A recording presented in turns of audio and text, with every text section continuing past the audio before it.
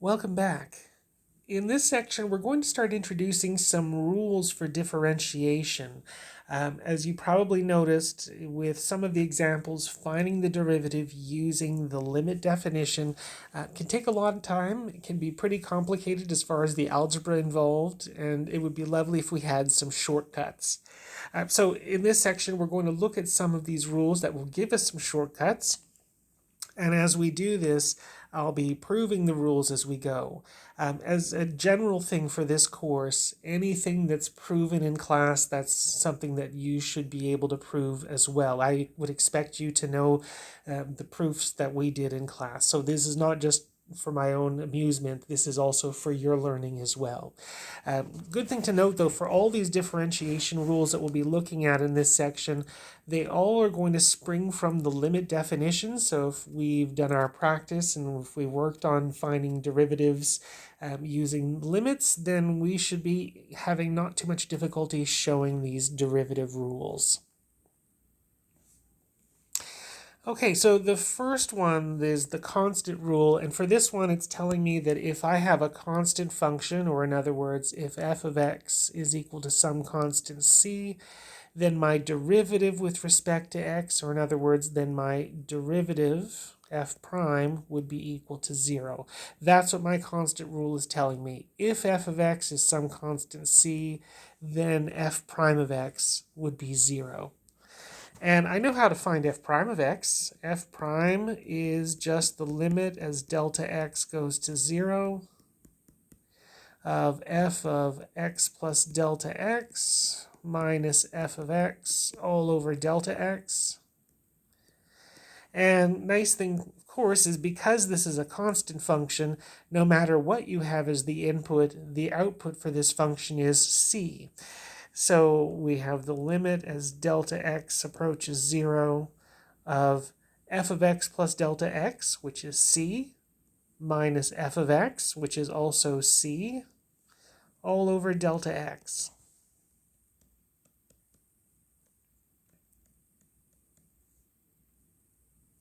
So cleaning things up, we have 0 divided by delta x for our difference quotient. And in other words, we're now looking at the limit delta x approaches 0 of 0, which is just 0. So as you can see, it's not a really terrible proof, and it's coming again just from knowing the limit definition of the derivative. So if your function is f of x is some constant c, then our derivative is going to be 0.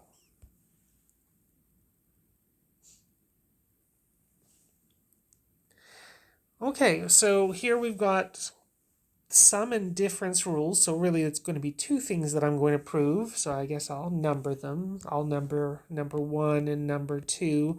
The sum rule is telling me if you have two functions, if f has a derivative and if g has a derivative, and if f and g are added together, you can find the derivative just by going term by term. And same thing for a difference. You can go term by term, derivative of the first term minus derivative of the second term. And this, of course, extends to however many terms you'd like to have. So if you had an f and a g and an h, and then the derivative would be f prime plus g prime plus h prime. And you can do whatever combination of sums and differences you'd like. So a couple of things that we can say about this as far as the proving goes is one fact that we know. And so things that we suppose are things that we can assume to be true. We're assuming that we know that f and g are differentiable. And so I know that number 1, f is differentiable. That means that f prime exists, and it is that limit as delta x goes to 0 of f of x plus delta x minus f of x over delta x. And same thing, I know g prime exists because g is differentiable, and g prime would also be that limit. G of x plus delta x minus g of x over delta x. So that's two facts that I know. I know that f prime is equal to that limit and that that limit does exist because f is differentiable. G prime is equal to this limit, and the limit does exist, and that's because G is differentiable. So now I want to look at what is the derivative of f plus g. So if we were thinking about doing proof of number 1, the derivative with respect to x of f plus g would be, in terms of limits, the limit as delta x approaches 0 of my function evaluated at x plus delta x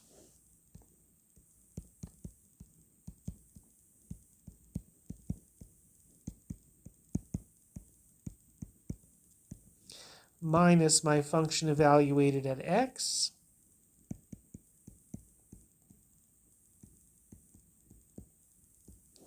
all over delta x.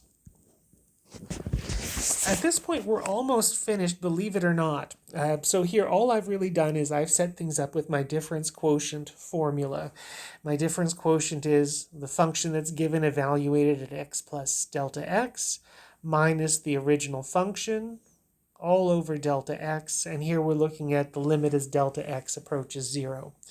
I'm just going to do a little bit of shuffling things around, and then I'll be able to show that I have my little limits.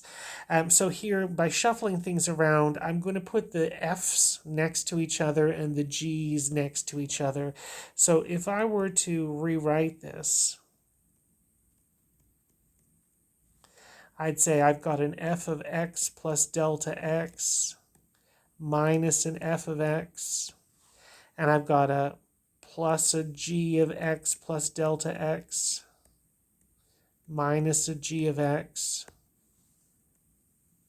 and it's all over delta x. Where I'm going to go from here is basically to take this one big fraction and split it into two fractions. I'll have the f's over delta x, and then a second fraction that will be the g's over the delta x.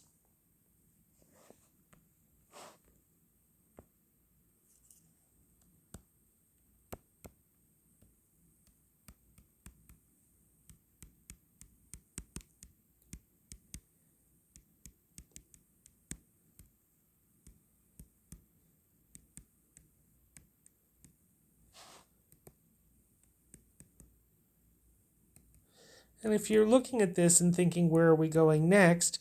Well, if you're thinking back to your limit rules from the previous sections, we know that if you're looking at a limit of two terms being added to each other, and if both limits exist, then it's just the first limit plus the second one. And I'm looking at this first limit definitely exists. The limit as delta x approaches 0 of all of that is f prime. And the second term, its limit also exists. As delta x gets close to 0, that is g prime. So we're left with f prime plus g prime. And there we go, that's our proof of 1. The proof of 2 is pretty much the same, except instead of pluses, it's minuses. So we're looking for the derivative of f minus g. So that's our limit as delta x approaches 0 of f of x plus delta x minus g of x plus delta x minus f of x minus g of x all over delta x. I'll do some shuffling and then I'll be pretty much good to go. So I'll do the same sort of thing that I did before. I will rewrite it with the f's next to each other and the g's next to each other, and then I'll split into two fractions, and then I'll pretty much be finished. So I'll have an f of x plus delta x minus an f of x. I'll have minus a g of x plus delta x plus a g of x, and all over delta x. And now if I split it into two fractions, I'll have f of x plus delta x minus f of x all over delta x. And I'm going to, from the last two terms, instead of having plus a negative g of x plus delta x and a plus g of x, instead of doing that, I'll factor a negative out of both terms.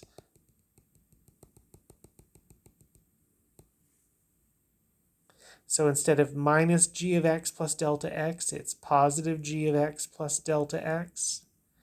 And instead of plus g of x, it's minus g of x. And now, same thing as I did before, I can say I've got a limit of one term minus a second term.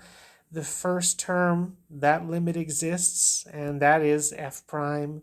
The second term, that limit exists, and it is g prime. So we're left with f prime of x minus g prime of x.